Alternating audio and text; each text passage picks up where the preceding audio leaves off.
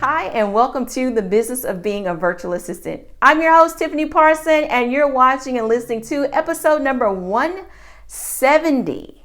This is going to be a quick one, a simple one, but maybe not so simple after all. I want to talk to you about finding joy in your business. Joy just means that you are happy with things as they are. You're being content in the moment. You're working on making them better, but you're happy where you sit. You find joy in what you do. You're excited about what you do every single day.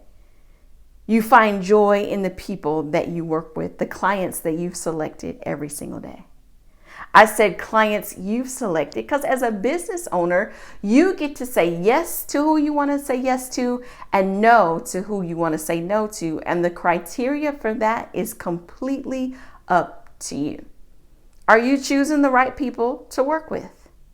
Are you looking for the signs that this person, we will be a good fit? When you take on virtual assistant clients, it's a partnership. And personalities should be complementary to each other. And there'll be clues that come up that tell you and let you know, maybe this is not going to be a good fit. Have you heard that voice before and ignored it?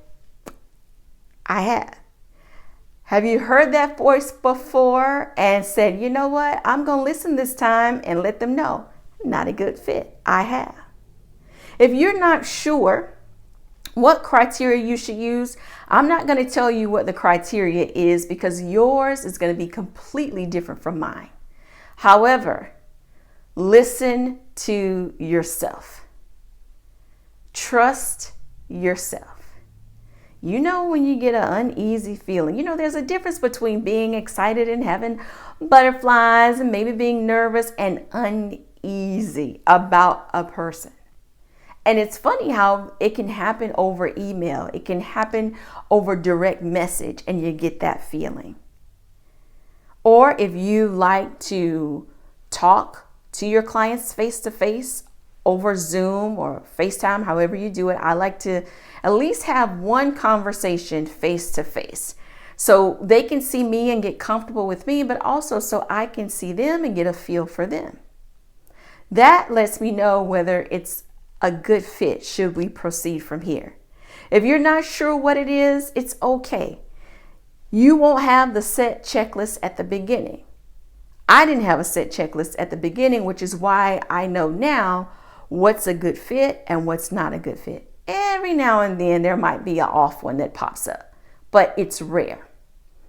Remember, this is your business, so you get to choose. So if you're not finding joy on a day-to-day basis, you got to figure out why not. So if the clients are good, is it what I am offering? Am I no longer satisfied with the services that I'm offering? Am I unhappy, but I'm not ready to admit to myself that I shouldn't be doing this particular thing anymore? If you're honest with yourself and you know, I've been offering this Pinterest service and I'm not into it like that anymore. It's okay. You can change. You don't have to take on any more clients related to Pinterest. And you can choose how you want to nurture and care for the existing Pinterest clients. Or if this is a project that's going to wrap up and be done, guess what? Finish it and move on with your life and your business and the next service that you want to offer clients. You get to choose. That's the beauty of it. You started a business so that you could mold and shape it, so you could create the culture, so you could set the tone, so you could set the standards, so you could establish the procedures for how you want to do things. And this is an ongoing process because the more you learn, the more you refine, and it continues on and on and on. Even for me, it's been 11 years and I'm still reshaping, redeciding, reworking. Because I want a certain type of atmosphere and culture for my business. Even when it's a business of one, you set the tone.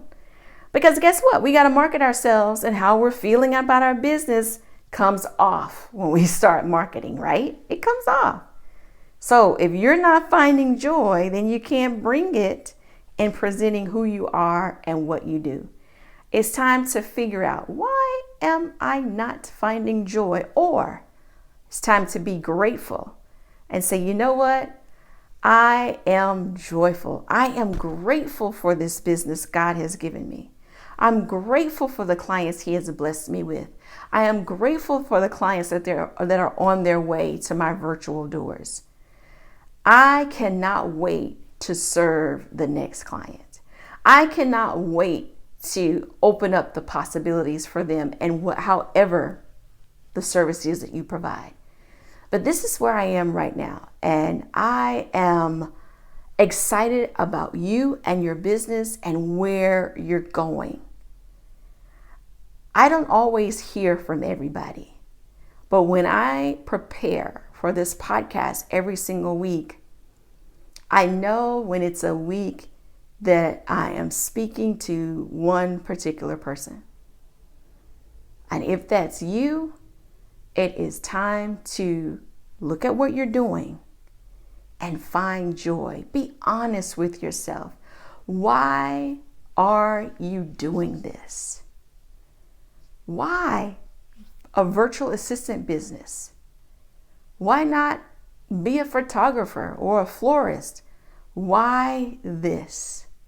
Why do you want to work at home?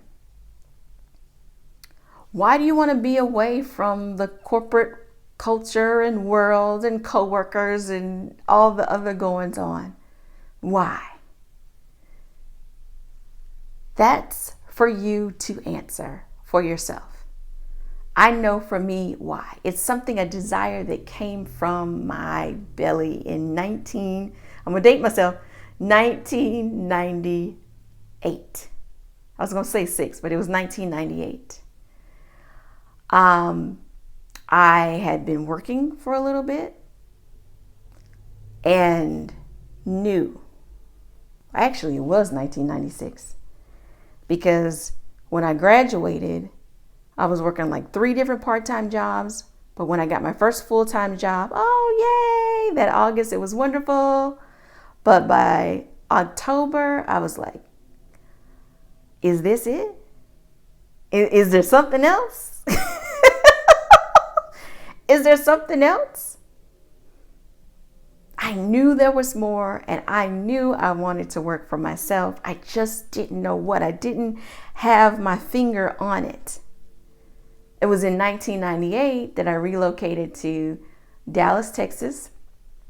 And it was there that I got into the worlds of computer programming.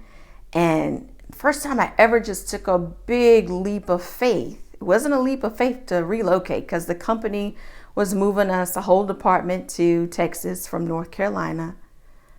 But I took a leap of faith when I quit that job. And I was in Texas, a million miles away from my parents. And I decided, I'm quitting this job. I'm going to go do this computer programming training. And I wasn't even really clear on what computer programming was. Like, I had a general idea, but they didn't give you too much detail. You took a test to see if you had the ability, but it wasn't actual programming. So I didn't even know if it was something that I would like. This is why on the virtual assistant side of things, when people say they want to start, I encourage you to just start. See if you like it.